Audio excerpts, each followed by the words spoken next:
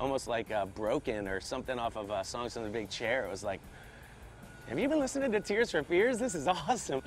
Well, we did like 60 songs and threw them away, and then we started over, and the actual 13 that are on the record are... We let Paul pick them all. Yeah. Paul, you do? Yeah, a lot of them really suck. There's maybe like 2 songs from the original batch that made it to the record, but like the other 10 or 11 were all like the last couple. We ended up writing them, and those were the last songs we wrote, and they were the ones that made the record. I thought it was one of the best songs I think they'd ever written, was after I heard The River.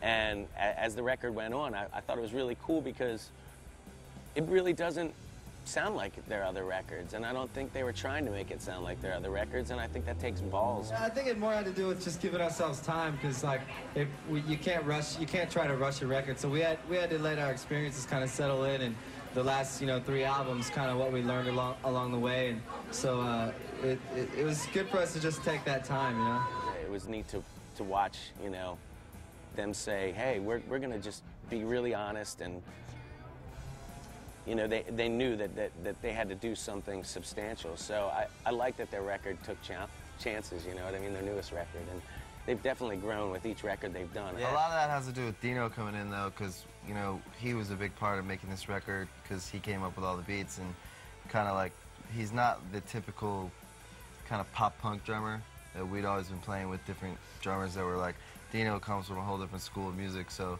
definitely changed our sound a little bit, just having him come into the band. I think Good Charlotte's sound has gone from a pretty typical poppy kind of punk rock deal to more, even maybe more pop rock.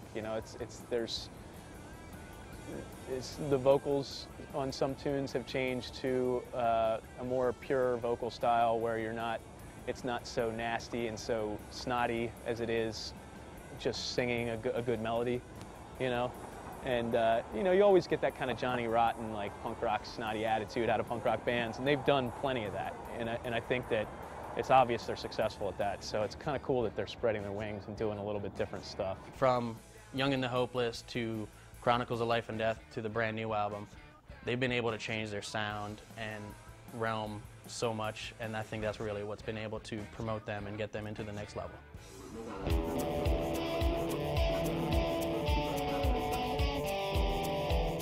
Back into the public eye with Good Morning Revival, drawing in new fans and consistently performing to sold-out venues across the world. Good Charlotte are clearly a band with the potential to stick around for a good while yet.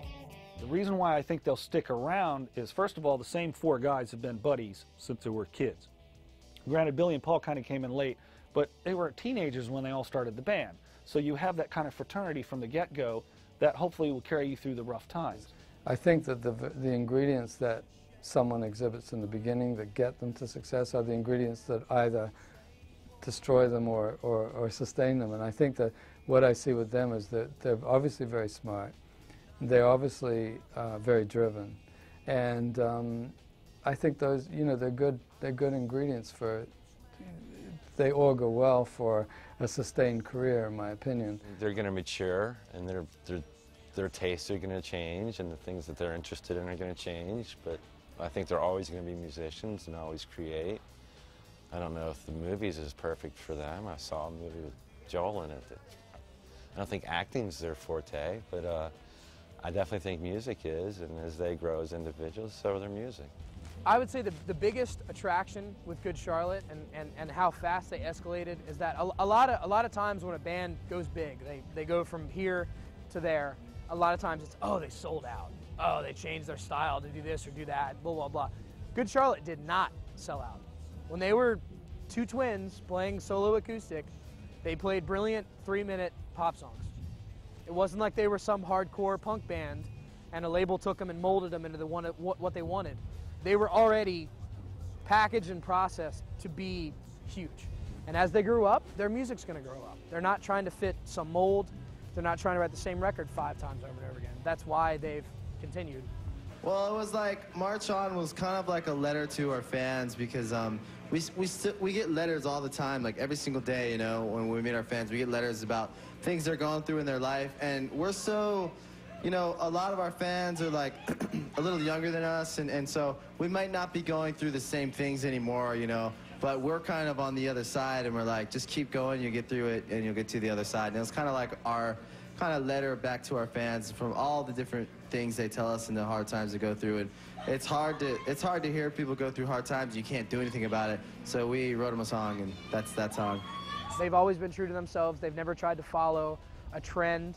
You know, now everybody's doing this new, like, new wave, Depeche Mode / like whatever. And yeah, Keep Your Hands Off My Girl's got a little bit of a dance vibe, but the song's very tongue-in-cheek, so they pull it off. They're not pretentious. They're just telling their story. They're having fun with it. They're not caught up in all the sex, drugs, and rock and roll crap that a lot of other kids get caught up in, you know. They have appeal because they're appealing people off the stage, you know, and I think that comes across on the stage. Like if you saw them on Letterman, they were like hugging on him. That's just how they are. They probably scare the crap out of him, but that's how those guys are. If I see them, they both hug you and they're happy to see you, and that comes across in their music and on the stage. They're just good people. You know, our fans now, over the years, now we have such a wide scope of, we have older fans, we have now, you know, younger fans, they're all over the place, and just to be like embraced like that by people, and to have that, you know, all the kind words they tell us, like, we feel very lucky and very blessed. So. Yeah. What's interesting about Good Charlotte and why I think they've been able to remain relevant is, number one, their live shows. You see the band live and you're like, this band's amazing, I'm going to see them next time. So right there you've got a built-in audience whenever you tour again. So their touring numbers are always great. They've got great songs. The band really just knows what they're doing on all levels. So I think their creative abilities have seen them kind of changing and kind of, you know, reinventing themselves and kind of looking at other ways of doing things. And I think that's really, you know, some people would say that's their detriment. That's why one album maybe didn't do as well as another. But I think fans are kind of, you know, the true fans are kind of open to that, you know, open to someone kind of experimenting a little bit. As long as they keep being honest with themselves, and I know that they will, they're going to do well, they're going to have success. As far as if they have another 10 years in them, absolutely. I'd say the chances are pretty good at sustaining, very good in fact. They're not assholes. And a lot of people in music are assholes. Ultimately, they write great songs, and they do what they want. And at some point, fans like that. Fans like rock stars to be rock stars. Go do your own thing. And Good Charlotte definitely wants to do their own thing.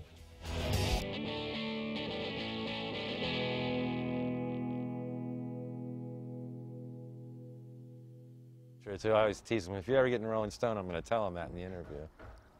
So I guess I'm saying it now. There is a triplet, and he's a gimp, and he's in the basement. That'll be the end of the film. Cool. Been waiting 10 years to say that.